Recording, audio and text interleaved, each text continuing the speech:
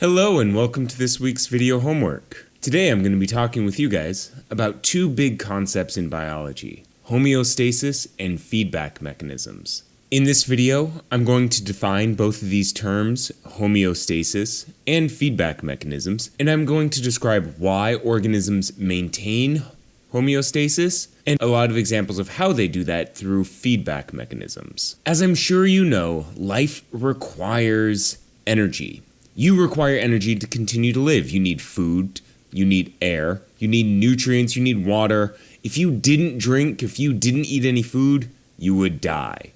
But why is that? Why do we require all of these things from our surroundings? Back in a previous video, I shared with you some fundamental laws of nature. And one of those laws was that chaos is always increasing. Another way of saying chaos is entropy or disorganization. All of those terms mean the same thing, and in the universe, entropy always increases. Things become more disorganized over time. And the problem is, life is organized. Life, by definition, is organized. We've been talking about the cellular organization and how there are different hierarchies of organization from tissues to organs and organ systems. These are all examples of how organized life is. And one of the reasons why we need energy and materials from our surroundings is that we use this energy to organize ourselves. We use it to fight entropy. If life wasn't organized, we would just be a bunch of slime. You can see in this video someone was making some other chemical slime that doesn't have any organization. So if all of our cells and organs stopped being organized, we would just be a bunch of goo. So again, life is organized. It stays the same. The internal conditions in our bodies stay the same. And this brings us to the word homeostasis. Homeo means same, and stasis means state or condition. Homeostasis is this process, this tendency of living things to stay in a stable equilibrium of conditions. Those conditions might be things like temperatures in our bodies, the amount of water we have, the amount of oxygen we have, the amount of sugar that's in our blood, the concentration of acid, our hormones, the amount of fat and amino acids, salts, and even wastes stay the same inside of our body. We stay in a homeostatic state. So that brings up this next question, and I want you to consider it for a second. How do we keep things the same? How do things stay stable within our bodies?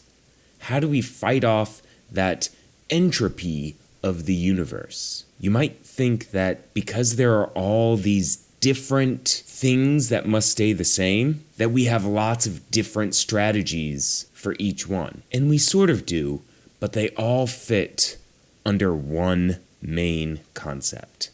That concept are feedback mechanisms. Within our body, there are various feedback mechanisms that allow us to maintain a stable set of conditions within us.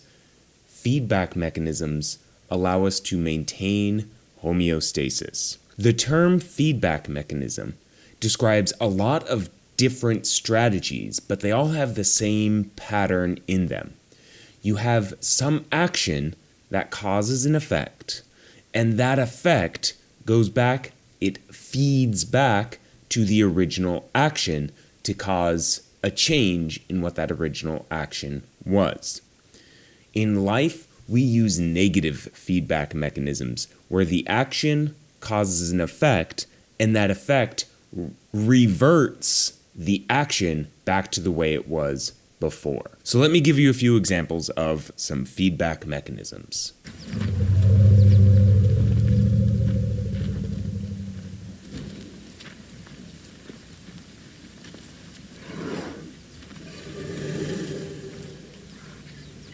These elephants here live in a desert. there are a lot of environmental conditions that affect these elephants' homeostasis. It's very dry in a desert, as you can see, and over time, water will eventually escape out of these elephants when they pee or evaporating through their mouths or trunk or even through their skin. And so when an elephant loses water, a signal gets sent to its brain to tell it to go find more water. So the action is loss of water. The response, the effect, is for the brain to tell the elephant to go walk to find water. And they continue to hunt out water, smelling for it, until they find a river or a watering hole that they can drink from. The opposite problem occurs when you've had too much water to drink. When you've had too much water to drink, your bladder fills up with urine. That full bladder sends a signal up to your spinal cord and up to your brain, which tells your brain to go find a bathroom. When you're ready, you relax muscles around your bladder, and that allows you to empty your bladder and you pee out all of the excess waste and urine and water that you don't need. So let's look at another mechanism. How do organisms that live in really hot environments prevent their body from getting overheated? How do they get rid of their heat? Kangaroos live in Australia where it is extremely hot. And so these kangaroos must find a way to prevent themselves from overheating. One strategy is to just hide underneath a tree, but they can only do that if there are trees around. So they will try to find as much shade as possible, but they do another strategy. When they feel too hot, instead of sweating, kangaroos will actually lick their forearms. This works as the same way as sweat does, and as their saliva evaporates, it takes heat with them, and the heat that's in their body can escape. So the feedback mechanism is that when their bodies are too warm, it triggers their brain to tell them to lick their forearms. When they lick their forearms, it evaporates, which takes heat away, as you can see in this infrared camera. Their forearms are much cooler than the rest of their bodies, and their blood can circulate around and remove a lot of that excess heat.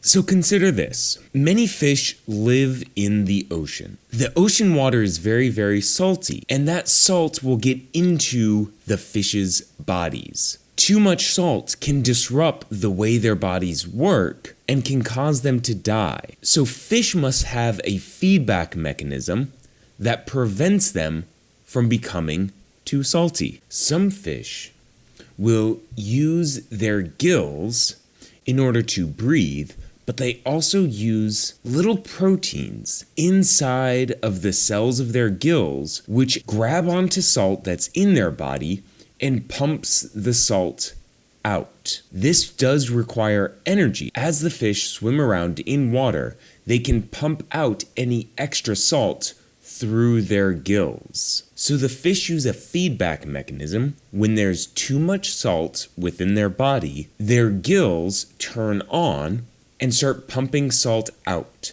They continue to pump salt out of their body until they have the right amount. So they stay within a homeostatic range to balance the amount of salt that's in their bodies. Humans don't have this ability. And so if humans were to drink salt water, it would disrupt our homeostasis and we'd become too salty. Whereas fish can drink all the salt water they need because when they have too much salt, they pump it out through their gills. It is a homeostatic response. It is a feedback mechanism. So I hope this was all helpful.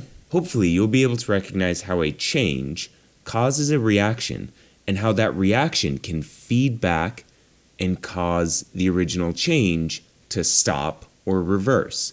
That is a negative feedback mechanism. I'd also like to remind you right now about best practices when taking notes. I'm sure you took wonderful notes during this video, But as soon as this video is over, it would be a great idea for you to stop and go back through your notes in that side column and reflect on some of your learning. Ask some questions or make some drawings or connect ideas to you've learned previous to this and record those thoughts in that side column. And then later, sometime tomorrow maybe, right before class, if you go down to the bottom of your notes, add a summary of what you remember this video is about. If you do these things, your learning will stick a lot better in your brain. And you will find that this video was a lot more helpful and useful if you can actively recall it. And that way you'll be more successful in class. So I hope all of this was helpful, and I'll leave you with a song right down here. And I can't wait to see you in class with some wonderful questions.